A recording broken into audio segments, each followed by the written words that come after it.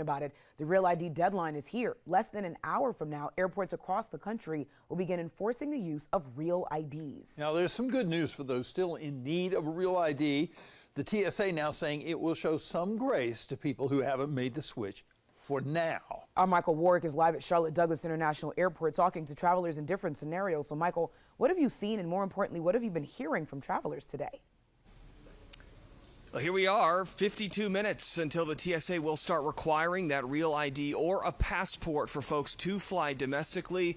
And we learned a lot more just today about how this all will look.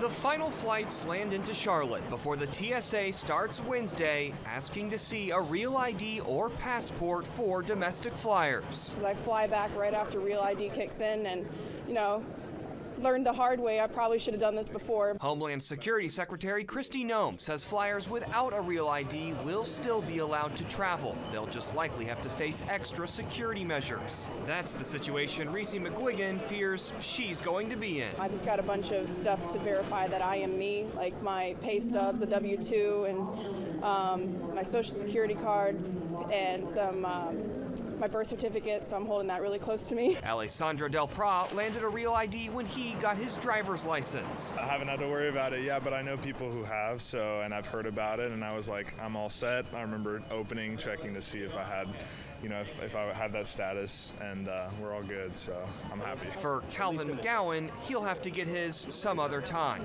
For now, he's relying on his passport, which security checkpoints will be accepting. I'm just going with the process. Luckily, I got a passport, and I could get straight through right now. Most flyers are pleased the TSA is willing to show some grace for those who don't have a Real ID yet. She said just to get here early and everything should be okay.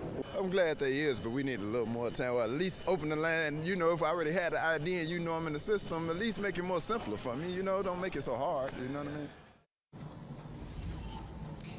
As for how the security lines will look here tomorrow, the TSA tells us there will not be a specific line for people who have a Real ID. Instead, everybody will go through the same security line like they always would. It's the folks who do not have a Real ID or a passport, the TSA tells us, they will bring out for some sort of separate screening process. We are live at Charlotte Douglas. Michael Warwick, WBTV, on your side. It is certainly going to be an adjustment for us all. Michael, thank you. And just know you can always stay with WBTV. We're on your side with live team coverage starting tomorrow morning and throughout the day. As flights begin to take off, WBTV will be at the airport. Tune in tomorrow for our live team coverage of the Real ID deadline enforcement.